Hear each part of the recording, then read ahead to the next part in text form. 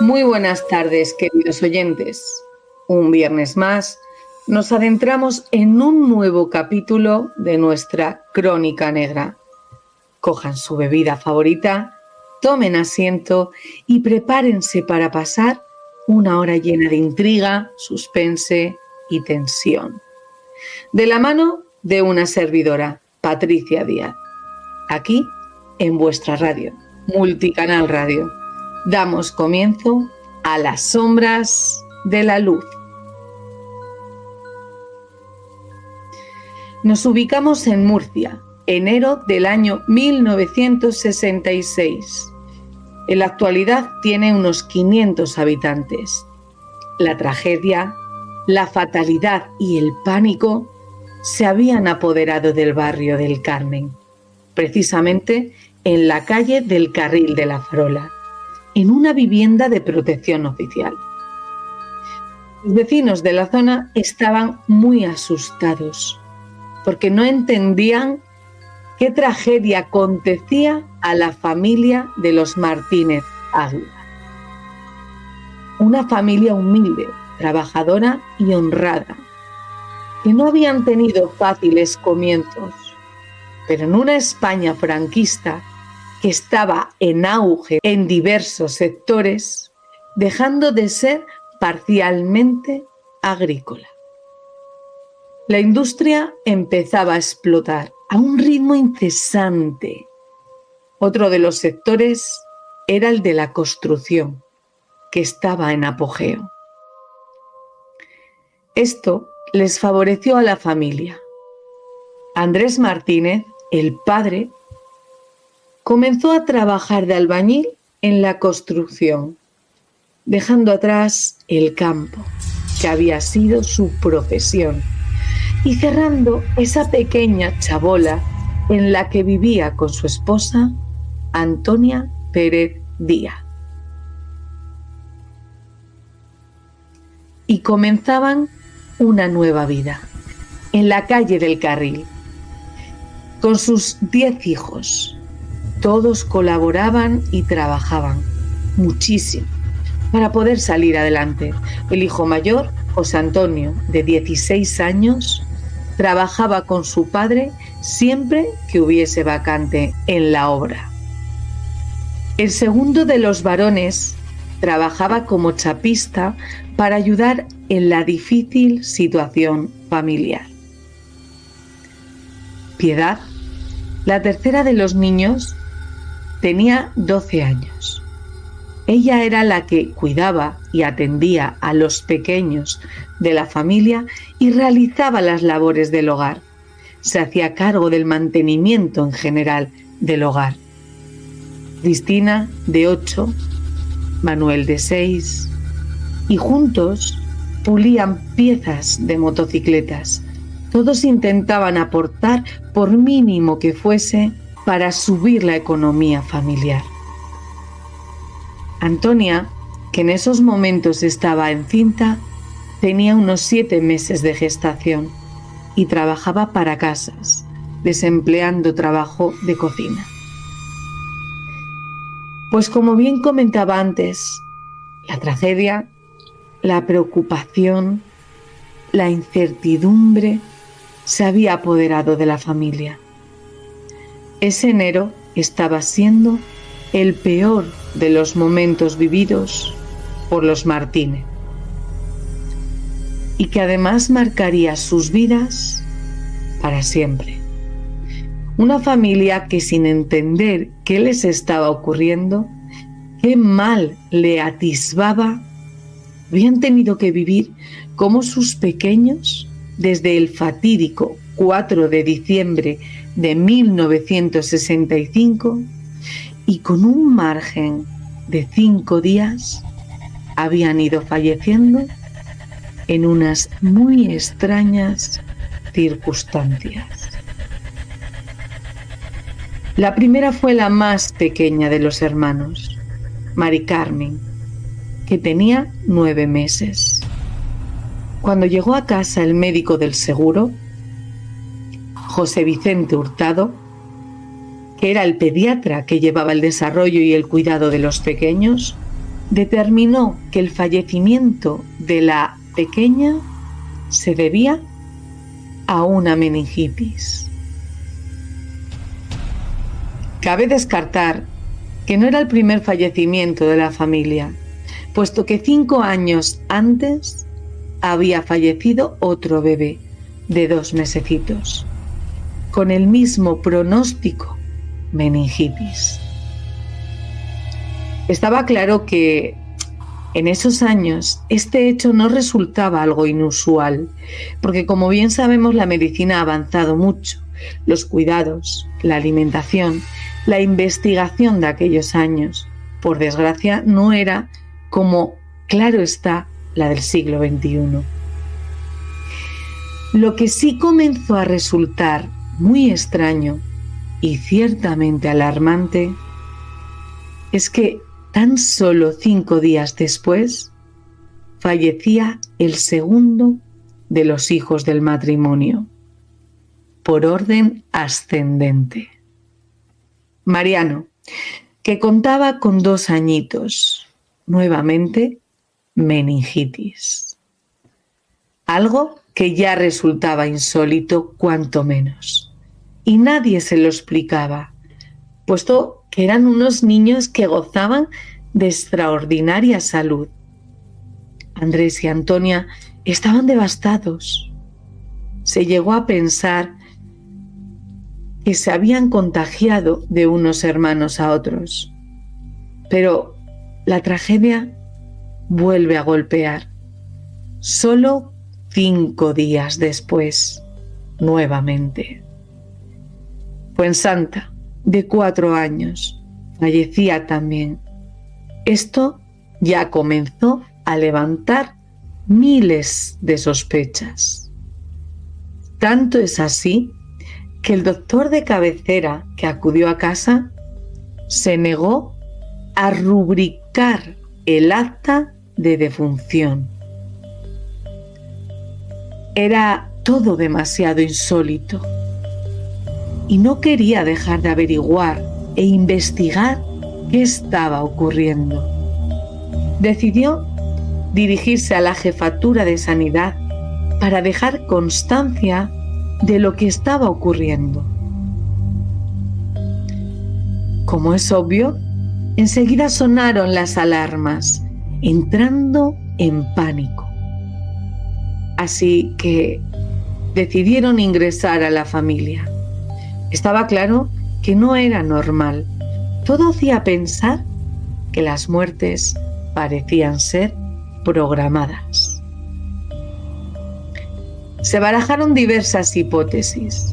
Una de ellas, que fuese algún tipo de virus contagioso que pudiera llegar a contagiarse de hermanos fallecidos a hermanos vivos, y por ello los decesos. También se comentó que las muertes fuesen con intervalos de 5 días justos. Eso podía deberse a que fuera por un proceso de incubación. Así que se procedió a ingresar a la familia al completo en una habitación con 5 camas en el Hospital Provincial de Murcia. Ordenó el confinamiento el jefe provincial de Sanidad, Ángel Fernández Nafria. Estuvieron en observación, realizándoles y sometiéndoles a diversas pruebas. El matrimonio estaba sumido en una gran pesadilla, bajo la incógnita y la preocupación de quién podía ser el siguiente. ¿Y qué era lo que estaba llevando a sus pequeños a tal trágico final? Una de las sintomatologías que presentaban los pequeños fallecidos justo antes de morir, días previos, era una erupción de manchas rosadas que se expandían por todo el cuerpo y que según iban pasando los días cambiaban de tono a uno más amoratado. Después sufrían desvanecimientos, pérdidas de memoria y a medida que se iban debilitando, tenían altas subidas de fiebre, temblores e incluso convulsiones. Y todo esto vaticinaba una muerte fulminante. Después de estar un tiempo internados en observación, no encontraron ni se detectó nada anómalo. Además, los fallecimientos se habían detenido y decidieron dar el alta a la familia.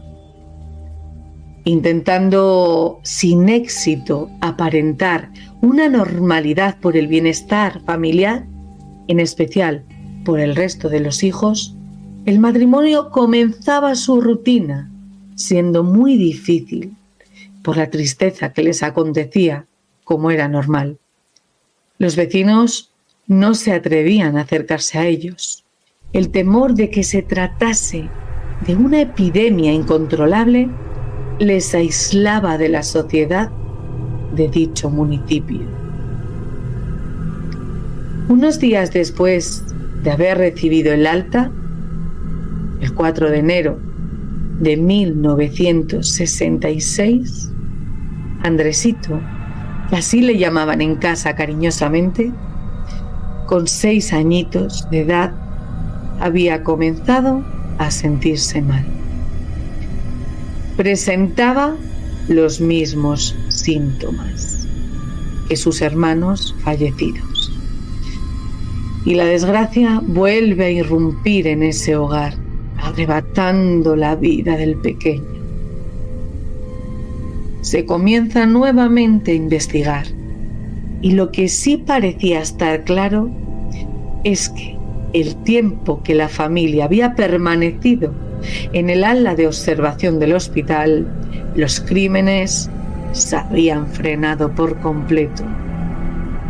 Al no haber encontrado indicio alguno de virus o alguna patología, un tipo de bacteria en los cuerpos de los menores que pudieran haber acabado con sus vidas, deciden derivar la investigación para analizar tejidos de las vísceras del pequeño Andresín, tratando de llegar a la raíz de las muertes en serie, enviando al Instituto de Toxicología, y al mismo tiempo se ordena la exhumación de los cadáveres del resto de los 3 fallecidos, que habían sido enterrados en el cementerio de Nuestro Padre Jesús de Espinardo.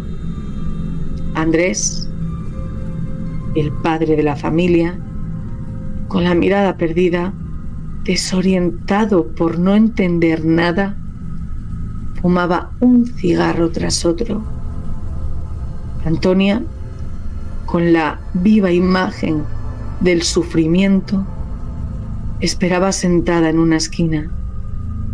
Esperaba que por fin algo o alguien les llevase al final de tal calvario, viendo a sus hijos partir uno por uno. El resto de la familia, los niños, leían cómics y los más pequeños jugaban con muñecos. Pero entre todos, Piedad, sin duda, mostraba una actitud muy distinta, fría, muy observadora a cada paso y movimiento que a su alrededor se realizase. Los periodistas, que no perdían la oportunidad de estar en el tema por excelencia que ocupaba todas las páginas de la prensa y noticiarios del momento, como El Caso, El Semanario, incluso el ABC, los periodistas hablaban con los niños, intentando sacar información. La pequeña miraba al reportero y con una voz dulce y asustada le dice: «Usted me fotografía porque sabe que la siguiente en morir seré yo, claro. Soy la más pequeñita. Por eso me toca morir ahora a mí. Estas palabras helaron a toda la prensa que allí estaba. El reportero conmovido intentaba darle ánimos a la pequeña de 6 añitos y le dice: no, Manolita, no, tú no has de morir. Entre otros periodistas que allí se agolpaban se encontraba Francisco Umbral, del ABC, y tuvo acceso a entrevistar a los Martínez Águila en el hospital. Algo que le impactó fue la actitud de Piedad. No mostraba consternación. Ella solo observaba todo con sigilo, y cuando sentía que la observaban, dirigía rápidamente su mirada a las páginas de los libros que ocupaban su tiempo. El periodista se acercó dirigiéndose a ella, a Piedad, y no pudo evitar sentir que esa apatía era como poco intimidante. Le preguntó: ¿no te aburres aquí? No, leo mucho. Me han traído 20 tebeos. En ese mismo instante, los hermanos pequeños alboroteaban queriendo rebuscar entre los cómics, y Piedad, con mucho mando y bastante seriedad, les regañó. No estaba dispuesta a que nadie interrumpiese su conversación, su momento. ¿Cuál sería la sorpresa al llegar los resultados de la autopsia de los exhumados? Envenenamiento. El diagnóstico era claro. Mostraba una fusión de 2 químicos letales. Uno, dicloro difenil tricolor, y cianuro de potasio. Se realizaron diversos estudios en la Universidad de Murcia, en unas 21 cobayas, con el fin de comprobar la virulencia mortal de dicha mezcla química. En ese momento de la investigación quedaba mucho por aclarar. ¿Quién había podido cometer tales actos despiadados? ¿Y cómo? ¿En la comida? ¿Lo habían diluido en algún alimento? Y sobre todo, ¿por qué? ¿Qué motivos habían llevado a realizar tal barbarie? Esto pasó a la Brigada de Investigación Criminal, que, como era de esperar, los primeros sospechosos serían los padres, pasando a ser detenidos como supuestos infanticidas. Antonia, que en ese momento tenía 36 años, uno menos que su esposo, debido a su estado de gestación, estuvo internada en el ala de maternidad del Hospital Provincial San Juan de Dios. Andrés, el marido, se le realizó estudios psiquiátricos en el centro del Palmar. La investigación seguía. Se iban buscando pruebas que confirmasen que los padres eran realmente los autores de tal atrocidad. Los niños, mientras tanto, estaban bajo la tutela de los servicios sociales. Esto también pudo estudiar con minucia el comportamiento de los menores. Y siempre Piedad destacaba por su semblante impasivo. Parecía no importarle nada, ni tan siquiera el hecho de que sus padres estuvieran en prisión, y mucho menos la pérdida de sus hermanos, ni la destrucción de la familia ante todo lo sucedido, las lágrimas de sus padres al ver partir a sus hijos. Esta actitud empezó a levantar sospechas. puesto que además ella era la que se había encargado de sus hermanos siempre y de las labores del hogar, y además la última de ver con vida a los pequeños en sus últimos momentos. Parecía que ella viviese al margen del dolor, del sufrimiento. Jugaba, saltaba, sonreía, era escalofriantemente feliz.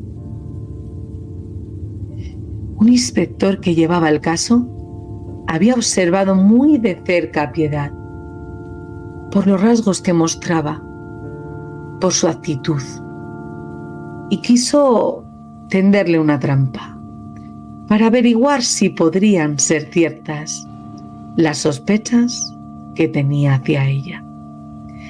La llevó a merendar a una cafetería. Comenzó a jugar con ella, intentando ganarse su confianza. Cuando vio el momento oportuno, intentó simular echar una bola de cloruro en su taza de leche. Ella lo miró. Primero se reía, pero algo seguidamente cambió en su semblante y muy seria lo intentaba detener. Y con determinación le dijo: no hagas eso. Puedes hacer mucho daño a alguien. El investigador le decía que bebiera. Ella se negaba con rotundidad. Entonces, él aprovechó para preguntarle: hace daño, ¿verdad? Lo sabes bien. ¿Es como el que le diste a tus hermanos? La cara de la niña lo decía todo. Su rostro hablaba. Estaba nerviosa, más bien incómoda, y sin titubear le contestó: fui yo quien mató a los 4. Los 3 primeros me los ordenó mi madre. El investigador le preguntó: ¿y el último? Lo maté yo sola porque quería. En ese momento, sin indecisión y con toda claridad, comenzó a relatar cómo había preparado las bolitas de veneno. Hacía una mezcla con matarratas y pastillas que eran para la limpieza de las piezas que ella pulía de las motocicletas. Y seguidamente introducía las bolitas en los vasos de leche que les preparaba a sus hermanos. Y en cuestión de media hora se terminaban sus problemas. Así es como ella los sentía, sus problemas. Después de verificar la versión de Piedad, siguieron investigando para demostrar que había cometido los crímenes siempre de motu propio, sola y muy consciente de lo que hacía, cansada de tener cargas y tener que lidiar con sus hermanos. Ella solo quería jugar, estar libre, poder divertirse con sus amigas, ser una niña. Fue ingresada en un psiquiátrico.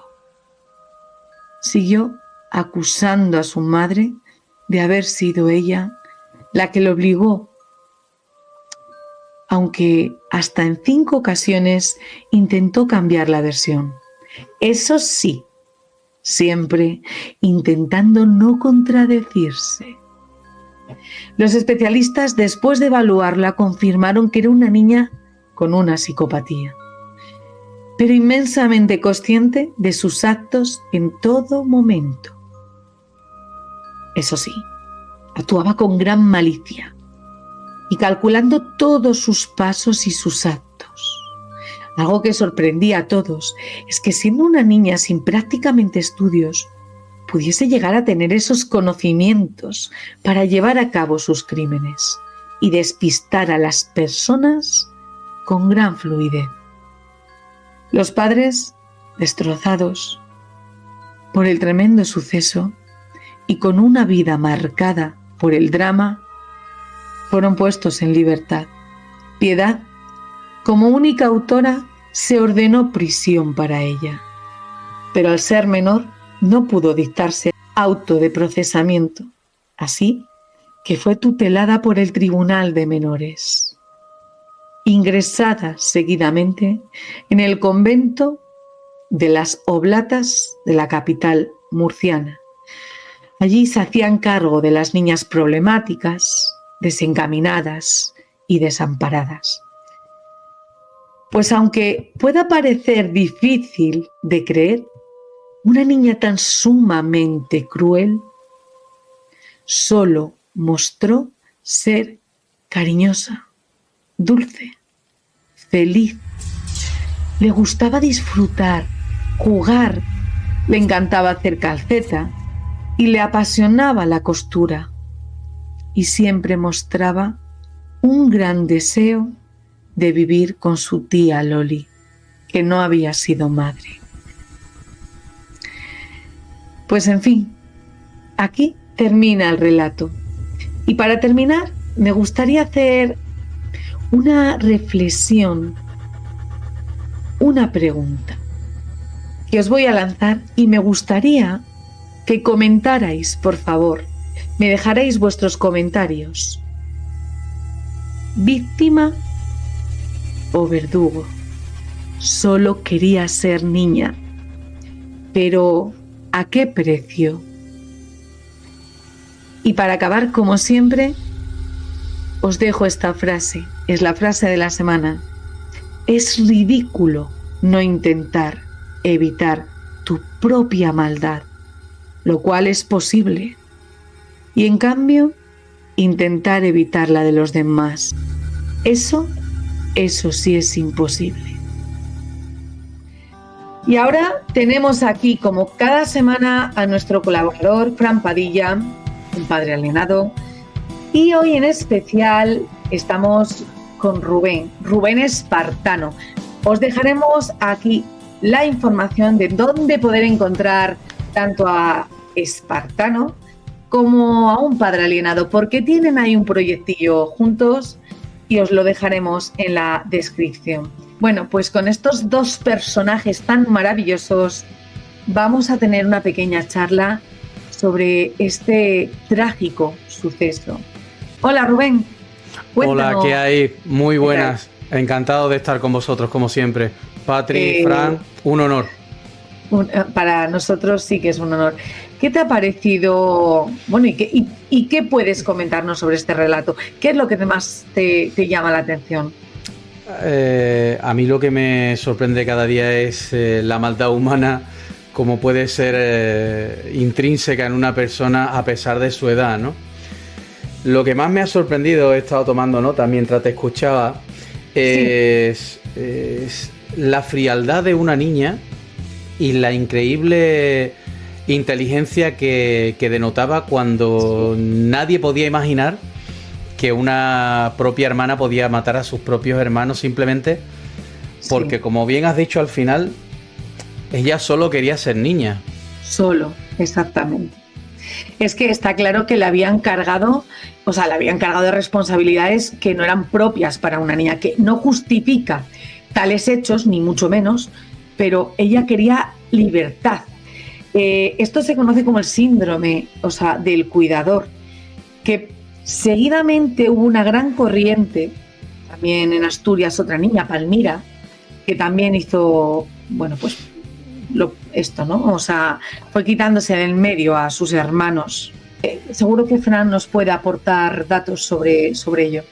Hola, buenas tardes. Pues encantado una tarde más de estar aquí con vosotros. Y bueno, este caso me resulta especialmente familiar la forma en la que actúa el niño, porque ¿qué hay más hedonista que un niño? Entonces voy a ser un poquito tendencioso y empezar a explicar, por ejemplo, en los casos de alienación parental, que es lo que más formación tengo, Como bien nos decía el doctor Aguilar, que es una eminencia en esto, en cuanto al niño se le separa o bien del alienador o bien del alienado, cambia la actitud totalmente. Claro, el niño no tiene que estar en un conflicto permanente, tiene que estar explicando al alienador todo lo que ha hecho con el alienado y no tiene que estar recibiendo percusión constante del alienado, valga la redundancia. Y con esto podemos averiguar que un niño pues quiere ser niño.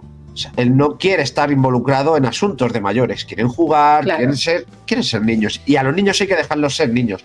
Como bien nos señalaba Espartano hace un momento, hay personas que llevan la maldad más intrínseca. Y esto todo nos puede hacer ese cóctel mortal que haga explotar y saltar casos como este. O sea, es algo verdaderamente terrible. Nada de esperar desde una niña de 12 años, creo recordar que... 12 añitos, Piedad. Piedad, que el nombre, bueno, no le pega mucho. Bueno, a mí me gustaría destacar eso que se estudió y, bueno, es obvio, ¿no?, que esta niña tenía el síndrome del cuidador. El síndrome del cuidador, me gustaría comentar, es una afección que se caracteriza por un desgaste emocional y físico de la persona que cuida, ¿no?, a otros, ¿no?, que dependen de ella. Y bueno, se da en varias ocasiones. No es el primer caso. Rubén, ¿qué opinas tú? Cuéntanos un poco. Bueno, puedo hablar directamente porque mi exmujer fue una niña precisamente que tuvo que empezar a cuidar de sus hermanos con 2 añitos. Uh-huh. Recuerdo una fotografía que a mí me lava la sangre, que era ver a una niña de 2 años dándole el biberón a un bebé. Y era precisamente porque, no por mala intención, sino porque mis ex-suegros eran emigrantes. Ella nació en Alemania y el hermano también. Y bueno, pues en aquellos tiempos, precisamente sobre ese año, entre el 60 y el 70 y tanto, pues muchísimos españoles tuvieron que emigrar. Y claro, evidentemente 2 personas que no conocían a nadie en Alemania tenían que tirar de lo que fuera, ¿no? Y bueno, fue una de estas causas de las que quizás no tuviéramos hijos, es porque ella no quería tener hijos, porque decía que había criado a 4 hermanos. Entonces, cuando estuve precisamente viendo este caso y tal, me recordó muchas situaciones que ahora me explico ciertas actitudes y ciertas... rasgos, ¿no? Ciertos rasgos, sobre todo mentales y psicosopáticos, ¿no? Es muy triste que una niña tenga que hacerse cargo de unas labores que no corresponden, como bien ha dicho Fran. Y claro, esto simplemente cuando lo sumas a una psicopatía diagnosticada, pues te dan una futura asesina, o en este caso, pues una segura asesina de sus propios hermanos, ¿no? Sí, bueno, de hecho es tan sorprendente, a mí personalmente me sorprende muchísimo la actitud luego de la niña una vez que está en el convento. Es una niña feliz, normal, cariñosa, o sea, claro, ya era libre. Ya era una niña. Exactamente. A mí me gustaría aportar, sobre todo suele pasar más con gente anciana, gente mayor, hijos que cuidan de padres ya muy mayores, que llevan una larga temporada, con un ingreso hospitalario ya muy largo, que habremos oído mucho la frase de ya está descansando, y mucha gente a esa frase le tendría que asumir, y ya descanso yo también.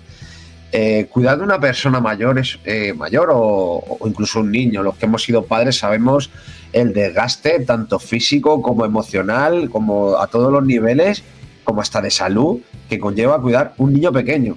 Y eso sabiendo que va a crecer y que llega un momento que cada vez, cuanto más tiempo pasa, más te vas despreocupando de él porque va siendo más autónomo. Esto con los padres pasa justamente al contrario. Tú empiezas a tener que cuidar de tus padres de cierta manera, o de tus mayores, que sea de alguna persona mayor que adquiera la responsabilidad de cuidar con él, y cada vez va siendo menos autónomo. Es justamente al contrario. Con lo cual llega un momento, que es tal el desgaste, que mucha gente, es lógico también, es que no aguante más. Y a día de hoy, gracias a Dios, pues podemos acudir a ayuda externa de profesionales, de centros y demás. Pero en esos años, que todo dependía de la familia, todo el cuidado de la familia se quedaba en la familia. verdaderamente tenía que ser para ciertas personas desgastadoras. Y vamos a recordar que aquella sociedad que no podemos verla con los ojos de hoy en día, casi siempre se dedicaban a los cuidados de la familia, mujeres o niñas, como en este caso. Cosa que también es un don natural que le ha dado la naturaleza a la mujer, que bendito sea, que es la que cuida y da vida.